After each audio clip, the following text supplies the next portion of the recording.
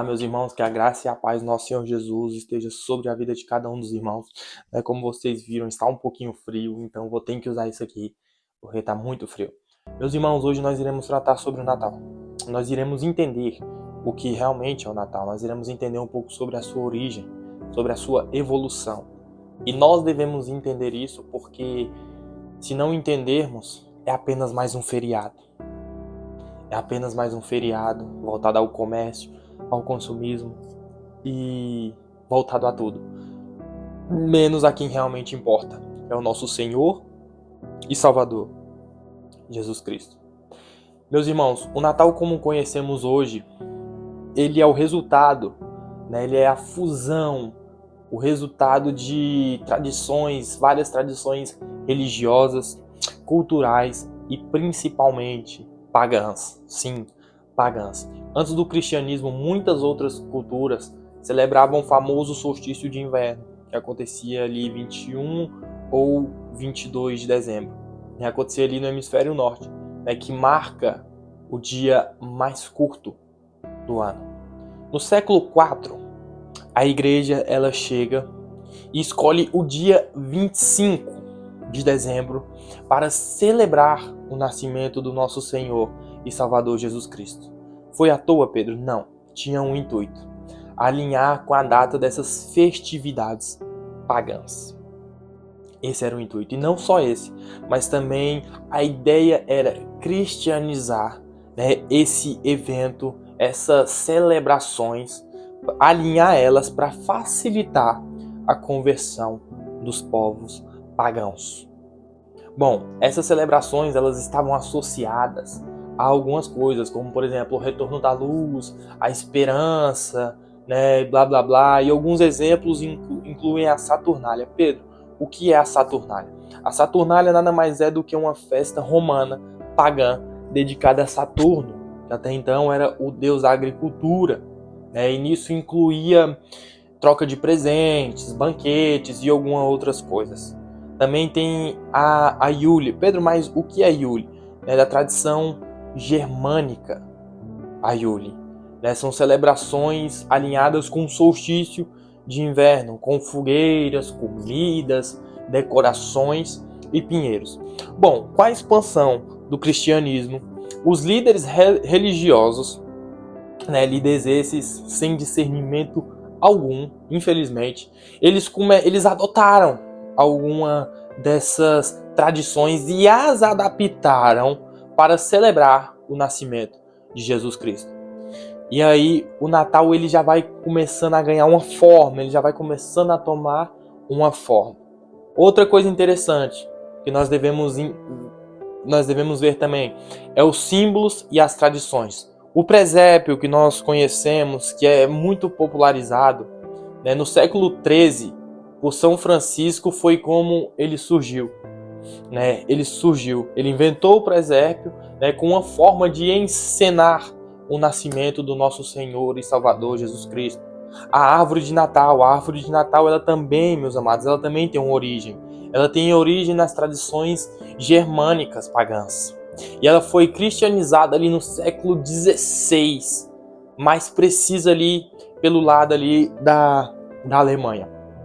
O Papai Noel, como nós conhecemos, é inspirado em São Nicolau, um bispo do século IV, conhecido por sua generosidade, bondade. Nós vemos essa figura moderna hoje, através das roupinhas vermelhas, o trenó, ho-ho-ho. Elas foram popularizadas no século XIX, especialmente em poemas, ilustrações, na própria Coca-Cola que a gente vê hoje. E depois o Natal ele começa a ganhar força no século XIX, entre ali no século XIX e no início do século XX. O Natal ele começou a se transformar em uma celebração mais secular, algo mais comercial, principalmente nos países ocidentais. Foi se tornando algo forte, foi ganhando mais força, se tornou esse feriado que nós conhecemos. Então ali aqui nós já entendemos como surgiu o Natal, como ele foi ganhando essa cara. Bom, é fato, meus irmãos, que a Bíblia ela não diz precisamente né? E Jesus nasceu no dia tal.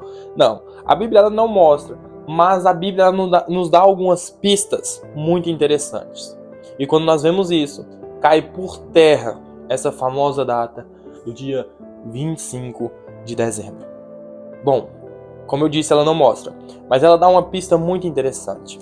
Eu vou pegar minha Bíblia, você não se preocupa porque vai aparecer aí na tela para você. Lucas, capítulo 2, verso 8. Lá vai dizer o seguinte: havia pastores que estavam nos campos próximos e durante a noite tomavam conta de seus rebanhos. Meus irmãos, é interessante nós observarmos algo interessante, algo muito curioso aqui. Pedro, mas o que essa passagem ela diz? Bom, dezembro, lá no hemisfério norte, né, na região de Belém, ela apresenta temperaturas essas que são muito, mas muito frias, né, muitas das vezes acompanhadas de chuva. E nessa época, né, como está descrito aqui em Lucas, seria improvável que os pastores que estivessem pastoreando as suas ovelhas ao ar livre durante a noite estivessem ali, como é descrito em Lucas. Por quê? Porque o pastoreio noturno, como é mencionado aqui, que os pastores eles estavam nos campos próximos, o pastoreio noturno ele geralmente ocorria nas estações mais quentes, nas estações mais amenas, mais tranquilas, como ali na primavera, no outono, sabe? Então, isso já cai por terra, né? Provavelmente não tem como ser 25 de dezembro. Não tem como. E tem várias outras informações que não vai dar para trazer aqui, porque se trouxesse o vídeo ia ficar muito longo. Outro ponto curioso que nós podemos ver também é o censo romano. De acordo com o relato bíblico que a gente vê em Lucas aqui 2, só que no início, capítulo 1 ao 3, José e Maria eles foram para Belém participar até então do censo. Bom, o censo ele exigia que as pessoas viajassem para as suas cidades de origem para poder realizar o censo. Ele exigia que as pessoas viajassem. Então, assim, por vezes, seria viagens essas muito longas, né, de um extremo a outro de Israel. Seria, talvez a pessoa nasceu em Ramá e é lá vai lá para Betel, ou é de uma tribo e a outra é mais distante, né? Então, assim, seria uma distância muito longa, dependendo. Então, se fosse nessa época, em dezembro, aonde é muito frio, aonde tem chuvas, né? Já pararam para pensar como seria difícil realizar o censo? Como seria difícil? Talvez teriam pessoas que não poderiam ir, porque as condições estariam muito precárias para uma viagem. As condições de viagem estariam muito mais difíceis, né? O clima frio, as estradas provavelmente cheias de lama, né? Cheia de água. Então, bom, isso também é um dos pontos para nós analisarmos. Meus irmãos, vamos lá. Nós entendemos o que é o Natal. Nós entendemos o que é o Natal, né?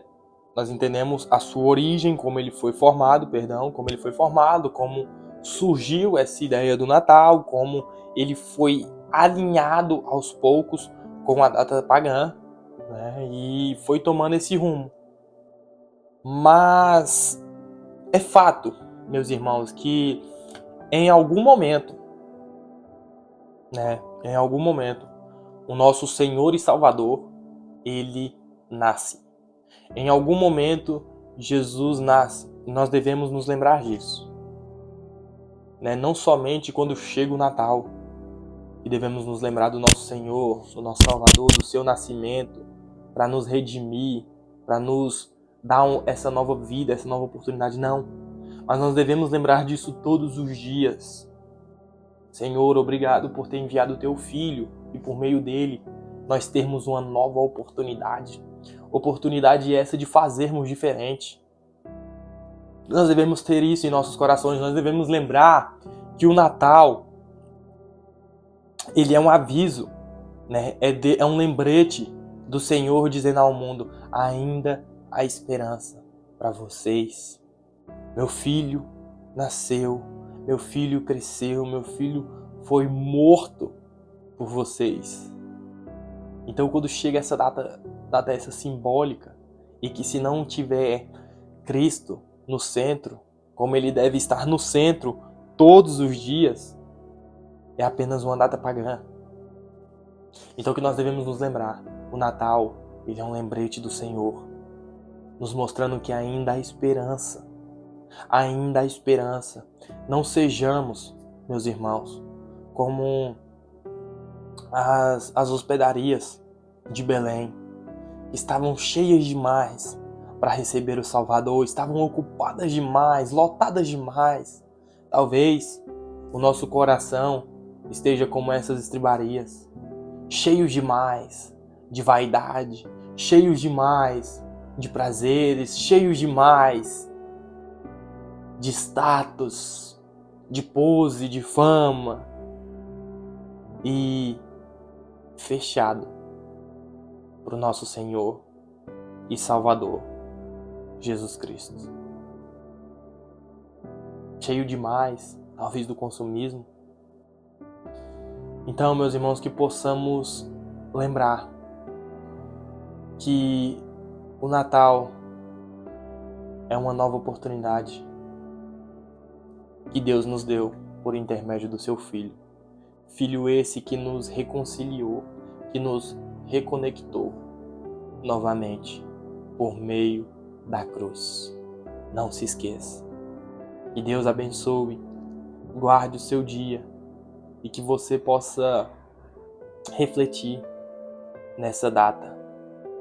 Nessa data, que esse vídeo venha falar ao seu coração, que você venha refletir. E se Cristo não tem sido o centro todos os dias, não deixe que ele seja o centro somente no dia 25, mas todos os dias de vossas vidas. Que Deus abençoe e um bom Natal.